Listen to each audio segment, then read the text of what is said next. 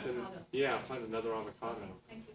We planted a couple of avocados 18 inches apart, and it seems to work. Yeah, 18 inches apart. That's Yeah, kind of extreme. Ours was 7 or 8 feet apart. Yeah, but it works with it works with lots of fruit. I mean, it Yeah. works wonderfully with apples. Maybe not 18, 24. Sure. If you want. Yep. I don't know. Dave Wilson We have a recipe, surprise and a lamb hoss, and they're both doing really well. Yeah, where they grow into each other, they get Yeah. great transfer of pollen. But you have to plant them together at the same time because the Right. roots will rob from Yeah. the new Right. tree. Yes. Okay. How about other dwarf avocados? It seems in the past I've seen things like little cotto. Or Yeah, great something. question, because I wanted to ask, I think it was Tree who said he had a holiday going, Yeah, and it's got fruit on it. yeah, really. That's a great dwarf avocado. Yeah, it is. And how big is your tree? How old is it? And what's it It's do? 5 years old, Uh-huh. maybe 6 years old now, and it's about 8 feet tall. It's very droopy and kind of spreads. Yeah. And what I like about it is I have it planted in a public park, and so the fruit is hidden underneath it. So you have to kind of crawl up in there to see the fruit. And it's got a little bit of fruit on it. It had 8 avocados. Actually, people did find the fruit, so some of them are gone. I was gonna bring one today, but I don't think they're ripe. But do you have any ideas on how to tell when a fruit is ripe? Okay, the holiday is called holiday because it's supposed to be ripe near, between Thanksgiving and Christmas. And that's according to Julie Frank, who lives in Southern California. So I would expect that one to be a really late, really late for us. And reed for us is really late. It ripens. I mean, it's getting very close to 2 years old by the time we're eating the last ones off the tree. And holiday is probably similar to that. It's going, although we have a holiday tree, it hasn't sprouted for us yet. I think that's right, because it looks like it'll be ripe around November. Yeah, and holiday's available. You can get that in a lot of those. But the people who work as pickers must know what ripe is, ripe enough to ship. I mean, so what is it that how do you know that, or you just try it and try it and try it?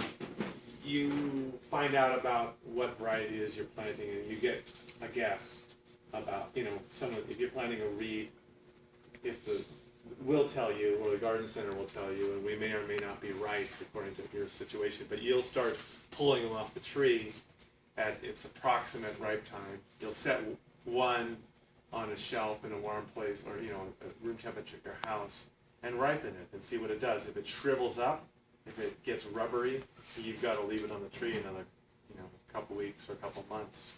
So. At our house, we always know when they're ripe because the rats start eating them. And then it's like 2 or 3 weeks after that. I'm serious, that's the best way to find out. Well, how do the rats know? They taste That's a it. good question. They put it on the windowsill. They're smarter than we are. So in Southern California, we used to watch for drops. Obviously, when they start dropping, well, probably ready, but then you lose a lot. Right. And then also is that, like I was talking about before, the pigmentation of the little, dots there, you can actually, we used to call them oil spots, where that would just, start getting darkened. Or Right. they would, not even black, but just brown. Right, for a bacon russet or in. a Zatano, they start to spot like that. Yeah. For a Haas, they get darker. Dark color. And the jam They is the get a same way. bloom too sometimes. Yeah. They get kind of dusty looking. They'll White. lose that shine. Yeah. Like you can see on this reed. That's not the reed. Here it is. It's duller than it was. That's been handled a lot. Yeah. So, looking at the time, should we get into a little grafting demonstration after another last question?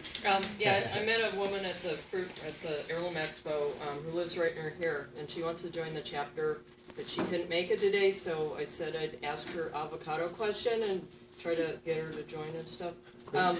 New friends. Yes.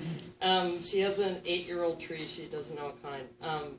and it's been bearing well, but this year there's brown spots along the veins and through the leaves and quite a bit of leaf drop, and she said her husband planted spider plants underneath it. So I thought those are those indoor things. Yeah. Anyway, I'm wondering if it would like to have a lot of manure spread around it or something. And maybe that's why it's unhappy this year. You guys aren't really. You Well, guys have it's such hard- healthy trees. Yeah, You don't know that's about true. these We don't have diseases. not disease experts. There's two things that come to mind. One is thrips and one are Uh-huh. mites. Thrips. But I think the thrips usually attack the.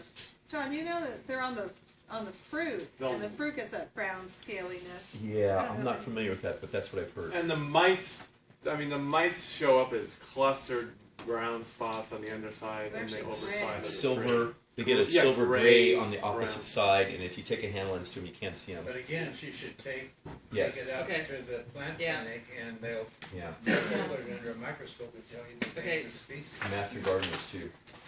So mites look like silver gray clustered spots underneath. Yeah, they Yeah. have a little webbiness. and along the veins. Yeah, Yeah. She's right. It's got there's almost a silvery shine Yeah. in the area. So would the spider plants be a problem? Because they have really thick roots. But if they're newly That's a really planted- good question. What do you plant under your avocado as an Yeah. understory? I try to. Nothing. mulch, wood chips. Yeah. I planted nasturtiums so I can see if it's wet or damp enough. Oh, when they start to droop? No, What? when they don't droop, That's your water gauge. but it's my water gauge. Okay. They planted themselves. Yeah. Well, we And have they can tell you when nasturtiums it's trying to frosted, too. insinuate See, themselves. because they're, Yes. yeah, for others, maybe that would be your first indicator of even a light frost, because they would wilt, and you could see how frost-hardy your tree was. I have a friend who has comfrey and mint planted, and Yeah. they're doing well. Uh-huh. Yeah, I mean, the avocado's got a pretty weak and not very competitive root system. And so if you've got a lot of nutrients and a lot of water and you supply the needs for both, you can get away with it. They don't like anything under their root systems. They like Mulch. mulch, no competition. So, Oh, go ahead. Aside from maybe the rodents knocking off like new small avocados, is there any condition that would cause the small fruit to just fall off the tree? Yeah. Stress, any kind of stress, water stress or nutrient stress or heat or the fact that they weren't properly pollinated in the first place. Yeah. So it's pretty common and normal for avocados to set a lot of fruit and drop a lot but leave some percentage on. If they're all falling off, then you've got some issues you can do. I'd like to do a grafting demo, but maybe I could do it back there at the table or something so people can get closer. So we'll have a brief sorry, trying to turn on the lights, there we go. We'll have a brief transition here, and we'll get set up for the grafting demo, and then there'll be a little tasting afterwards, so don't go anywhere. We're running a little behind our normal schedule, so I hope you have a little time to linger.